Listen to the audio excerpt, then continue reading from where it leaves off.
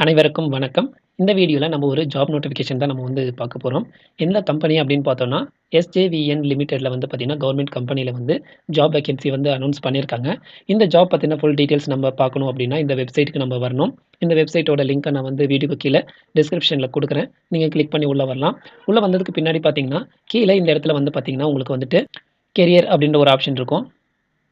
இந்த கேரியர் என்ற ஆப்ஷனை கிளிக் பண்ணிங்கன்னா உங்களுக்கு அந்த ஜாப் டீட்டெயில்ஸ் வந்து தெரியும். அப்படி இதில வந்து ஓடிட்டே இருக்கு அப்படின்னா, இங்க மெனு ஆப்ஷன்ல கிளிக் பண்ணிட்டு, கீழ வந்து பாருங்க கேரியர் அப்படின்னு இருக்கும். இத வந்து கிளிக் குடுங்க. கிளிக் குடுத்தா நம்மளுக்கு இந்த பேஜ் ஓப்பன் ஆகும். இதில வந்து பார்த்தீங்கன்னா, அந்த ஜாப் பத்தின ஃபுல் டீட்டெயில்ஸ் வந்து குடுத்திருப்பாங்க.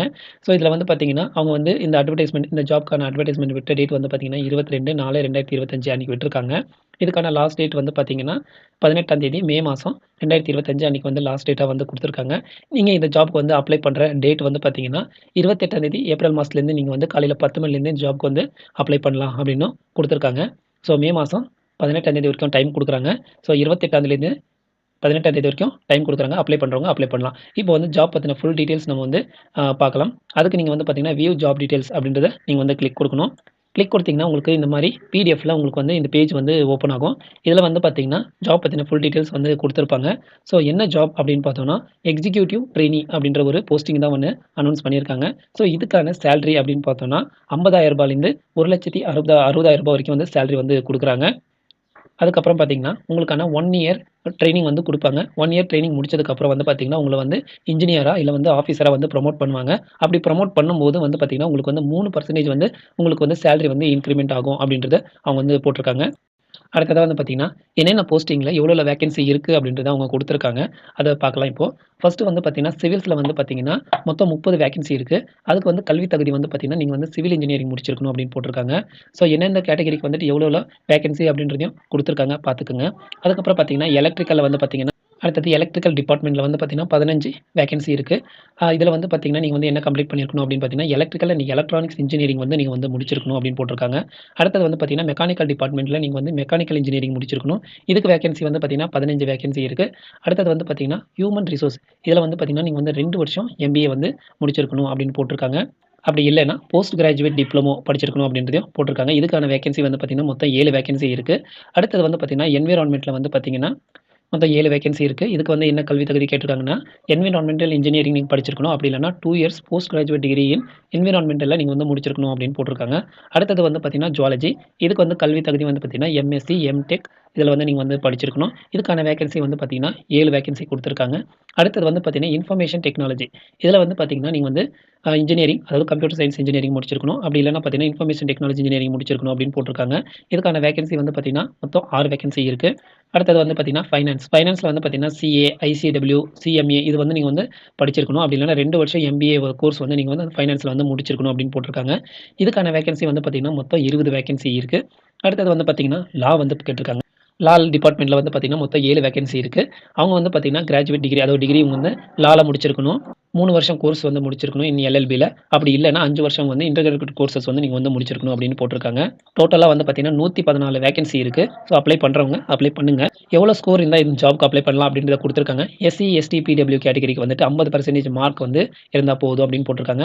மத்தவங்களுக்கு எல்லாம் பார்த்தீங்கன்னா, 55% மார்க் வந்து இருக்கணும் அப்படின்றதையும் சொல்லியிருக்காங்க. ஃபைனல் இயர் படிச்சுட்டு இருக்கவங்களும் இந்த ஜாப்க்கு வந்து அப்ளை பண்ணலாம். அவங்க வந்து இதுக்கு முன்னாடி அதாவது லாஸ்ட்டா வாங்குன மார்க் ஷீட்ட வந்து நீங்க வந்து ப்ரொடியூஸ் பண்ணணும் அப்படின்றதையும் அவங்க வந்து சொல்லியிருக்காங்க. இதில வந்து பார்த்தீங்கன்னா, எந்த மாரியான பிடபிள்யூ கேட்டகரி வந்து எந்த மாரியான போஸ்ட்டுக்கு வந்து அப்ளை பண்ணணும் அப்படின்றத மென்ஷன் பண்ணியிருக்காங்க. சிவில்க்கு, எலக்ட்ரிக்கலுக்கு எந்த மாரியான கேட்டகரி அதாவது எந்த மாரியான டிசபிலிட்டீஸ் வந்துட்டு இந்த போஸ்டிங் வந்து நீங்க வந்து அப்ளை பண்ணணும் அப்படின்றத ஒரு டேபிள் போட்டு அவங்க வந்து குடுத்துருக்காங்க. இது வந்து ஒரு வாட்டி பார்த்துக்கங்க. அதுக்கப்புறம் பார்த்தீங்கன்னா, ஏஜ் ரிலாக்சேஷன் வந்து குடுத்துருக்காங்க. இந்த ஜாப்ஸ்க்கு எல்லாமே வந்து பார்த்தீங்கன்னா, மினிமமா வந்து பார்த்தீங்கன்னா 18 வயசும், மேக்ஸிமம் வயசு அதாவது 30 வயசு தாண்டி இருக்கக்கூடாது அப்படின்றதையும் சொல்லியிருக்காங்க. ஜெனரல் கேட்டகரி எல்லாருக்குமே வந்து பார்த்தீங்கன்னா, 30 வயசு வந்து தாண்டி இருக்கக்கூடாது அப்படின்னு போட்டிருக்காங்க. அதுக்கப்புறம் பார்த்தீங்கன்னா, ஏஜ் ரிலாக்சேஷன் வந்து குடுத்துருக்காங்க. எஸ்சி, எஸ்டிக்கு வந்து பார்த்தீங்கன்னா 5 வருஷம் வந்து ரிலாக்சேஷன் குடுத்துருக்காங்க. ஓபிசிக்கு வந்து பார்த்தீங்கன்னா 3 வருஷம் குடுத்துருக்காங்க.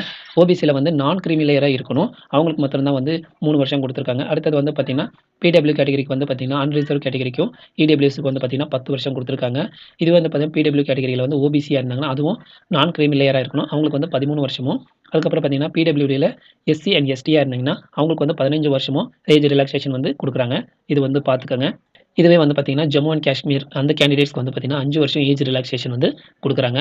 அதுக்கப்புறம் பார்த்தீங்கன்னா, எக்ஸ் சர்வீஸ் மேன் அவங்களுக்கு வந்து பார்த்தீங்கன்னா, ஆஸ் பர் கவர்ன்மென்ட் ரூல் பிரகாரம் வந்து பார்த்தீங்கன்னா, நாங்க வந்து ஏஜ் ரிலாக்சேஷன் குடுக்குறோம் அப்படின்றத மென்ஷன் பண்ணியிருக்காங்க. அவங்களுக்கான ஏஜ் ரிலாக்சேஷன் இதில வந்து காமிக்கல. கவர்ன்மென்ட் ரூல்ஸ் பிரகாரம் நாங்க வந்து குடுக்குறோம் அப்படின்றதையும் போட்டிருக்காங்க. அதுக்கப்புறம் பார்த்தீங்கன்னா, டாக்குமெண்ட் அண்ட் வெரிஃபிகேஷன் அதாவது நீங்க வந்து ஏஜ் ரிலாக்சேஷன் வந்து கேட்குறீங்க அப்படின்னா, அதுக்கான சர்டிஃபிகேட் நீங்க வந்து ப்ரொடியூஸ் பண்ணணும் அப்படின்றத போட்டிருக்காங்க. இப்போ வந்து எஸ்சி, எஸ்டின்னா அவங்களுக்கான கம்யூனிட்டி சர்டிஃபிகேட்டும், ஓபிசின்னா நான் கிரிமினல் ஏஜ் சர்டிஃபிகேட்டும் நீங்க வந்து ப்ரொடியூஸ் பண்ணணும். இதுவே வந்து பிடபிள்யூடி கேட்டகரினா அவங்களுக்கு வந்து அந்த சர்டிஃபிகேட்ட நீங்க வந்து ப்ரொடியூஸ் பண்ணணும் அப்டின்னு போட்டிருக்காங்க. அடுத்ததா வந்து பார்த்தீங்கன்னா, செலக்ஷன் ப்ராசஸ பத்தி சொல்லியிருக்காங்க. ஸோ இந்த ஜாப்க்கு வந்து நாங்க வந்து எப்படி செலக்ட் பண்ண போறோம் அப்படின்றதையும் சொல்லியிருக்காங்க. அதுக்கு வந்து பார்த்தீங்கன்னா, ஃபர்ஸ்ட்டு வந்துட்டு கம்ப்யூட்டர் பேஸ்டு டெஸ்ட் அதாவது டெஸ்ட் ஃபர்ஸ்ட்டு வைக்கிறோம் அப்படின்றத சொல்லியிருக்காங்க. இந்த டெஸ்ட்ல யாரெல்லாம் பாஸ் பண்றாங்களோ, அவங்கள வந்து குரூப் டிஸ்கஷனுக்கும், பர்சனல் இன்டர்வியூக்கும் நாங்க வந்து கூப்பிடுவோம் அப்படின்றதையும் சொல்லியிருக்காங்க. ஃபர்ஸ்ட்டு இந்த கம்ப்யூட்டர் பேஸ்டு டெஸ்ட் நீங்க பாஸ் பண்ணா தான், அதுக்கப்புறம் வந்து உங்களுக்கு வந்து இன்டர்வியூக்கும், பர்சனல் அதாவது குரூப் டிஸ்கஷனுக்கும் நாங்க வந்து கூப்பிடுவோம் அப்படின்றதையும் போட்டிருக்காங்க. ஸோ ஸ்கோர் வந்து எதுக்கு எவ்வளோ அப்படின்றதையும் குடுத்துருக்காங்க. ஸோ கம்ப்யூட்டர் பேஸ்ட் டெஸ்ட் வந்து 75% மார்க்கும், குரூப் டிஸ்கஷன்ல வந்து 10% மார்க்கும், அதுக்கப்புறம் பார்த்தீங்கன்னா, பர்சனல் இன்டர்வியூக்கு 15% மார்க்கும், மொத்தம் டோட்டலா வந்து பார்த்தீங்கன்னா, 100 மார்க் வந்து நாங்க வந்து எடுத்துக்கிறோம் அப்படின்றதும் போட்டிருக்காங்க. அதுக்கப்புறம் என்ன சொல்லியிருக்காங்க அப்படின்னு பார்த்தோம்னா, டெஸ்ட் எந்த மாரி இருக்கும் அப்படின்றத சொல்லியிருக்காங்க. எக்ஸாம் வந்து பார்த்தீங்கன்னா 2 வரும். அதுக்கு வந்து பார்த்தீங்கன்னா 150 மல்டிபிள் சாய்ஸ் கொஸ்டின்ஸ் நாங்க குடுக்குறோம் அப்படின்னு குடுத்துருக்காங்க. அதுக்கு வந்து பார்த்தீங்கன்னா 150 மார்க்ஸ் வந்து அனௌன்ஸ் பண்ணியிருக்காங்க. இங்கிலீஷ் வந்து அதாவது எக்ஸாம் வந்து பார்த்தீங்கன்னா, இங்கிலீஷும் அண்ட் ஹிந்தியில இருக்கும் உங்களுடைய கொஸ்டின்ஸ் எல்லாமே அப்படின்றதும் சொல்லியிருக்காங்க. அதுக்கப்புறம் பார்த்தீங்கன்னா, அதுக்கு இந்த 150 கொஸ்டின்ல எந்தெந்த கொஸ்டின்ஸ் அதாவது எவ்வளோ கொஸ்டின்ஸ் வந்து எந்த சப்ஜெக்ட்லேருந்து வரும் அப்படின்றதையும் சொல்லியிருக்காங்க.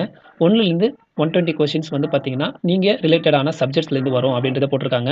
அடுத்த 30 கொஸ்டின் வந்து பார்த்தீங்கன்னா, ஜெனரல் எபிலிட்டிலயும், லாஜிக் ரீசனிங்லும் வந்து அதுக்கப்புறம் பார்த்தீங்கன்னா, இன்டெலிஜென்ட் டெஸ்ட் இந்த ஏரியால வந்து 30 கொஸ்டின் இருக்கும் அப்படின்றதையும் குடுத்துருக்காங்க. அதுக்கப்புறம் பார்த்தீங்கன்னா, மார்க் வந்து எப்படி அலாட் பண்றோம் அப்படின்றதையும் குடுத்துருக்காங்க.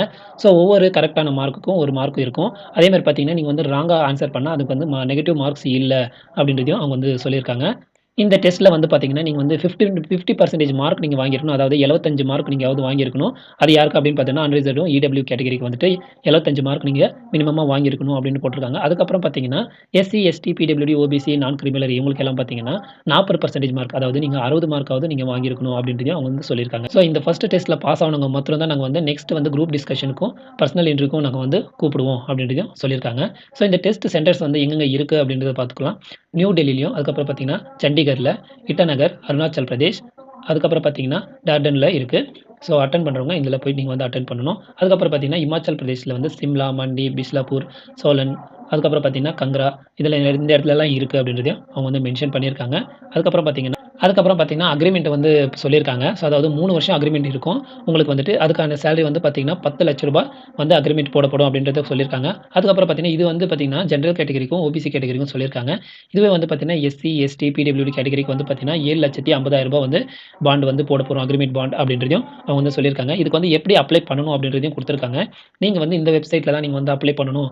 வேற எங்கேயும் அப்ளை பண்ணக்கூடாது அப்படின்றதையும் போட்டிருக்காங்க. அதுக்கு நீங்க வந்து எப்படி எப்படிலாம் அப்ளை பண்ணணும் அப்படின்றதையும் அவங்க வந்து இதுல வந்து இன்ஸ்ட்ரக்ஷன்ஸ் வந்து குடுத்துருக்காங்க. ஒரு வாட்டி வந்து பார்த்துக்கங்க அப்ளை பண்றதுக்கு முன்னாடி. அதுக்கப்புறம் பார்த்தீங்கன்னா, இம்பார்ட்டன்ட் டேட்ஸ் வந்து குடுத்துருக்காங்க. நான் சொன்ன மாரி 28ஆம் தேதி 4ஆம் மாசம் வந்துட்டு இந்த அப்ளிகேஷன் வந்து ஆன்லைன்ல விட போறாங்க அப்படின்னு சொல்லியிருக்காங்க. இதுக்கான லாஸ்ட் டேட் வந்து பார்த்தீங்கன்னா, 18 மே மாசம் அன்னைக்கு வந்துட்டு லாஸ்ட் டேட்டா வந்து குடுத்துருக்காங்க. அன்னைக்கு சாயங்காலம் 6 மணிக்குள்ள நீங்க அப்ளை பண்றவங்க இந்த ஜாப்க்கு அப்ளை பண்ணணும். இதுக்கு வந்து 18 வயசு கம்ப்ளீட் ஆனவங்க, 30 வயசுக்குள்ள இருக்கிறவங்க நீங்க வந்து எல்லாருமே வந்து அப்ளை பண்ணலாம். இந்தியன் சிட்டிசன் வந்துட்டு எல்லாருமே வந்து இந்த ஜாப்க்கு வந்து அப்ளை பண்ணலாம் அப்படின்றதையும் அவங்க வந்து சொல்லியிருக்காங்க. இந்த ஜாப் பத்தின ஒரு ஃபுல் டீட்டெயில்ஸ் நம்ம பார்த்துட்டோம். ஏதாவது மிஸ் ஆயிருந்துச்சுன்னா, இந்த பிடிஎஃப்ல நீங்க வந்து ஒரு வாட்டி பார்த்துட்டு இந்த ஜாப்க்கு வந்து அப்ளை பண்ணுங்க. என்னென்ன கேட்டிருக்காங்க அப்படின்றத பார்த்துக்கங்க. உங்களுக்கு வந்து மார்க்ஸும் எப்படி செலக்ஷன் பண்ண போறாங்க அப்படின்றது எல்லாமே வந்து பார்த்துட்டோம். இந்த வீடியோ உங்களுக்கு யூஸ்ஃபுல்லா இருக்கும்னு நம்புறேன். இந்த வீடியோ இவ்வளவு நேரம் பார்த்ததுக்கு ரொம்ப நன்றி.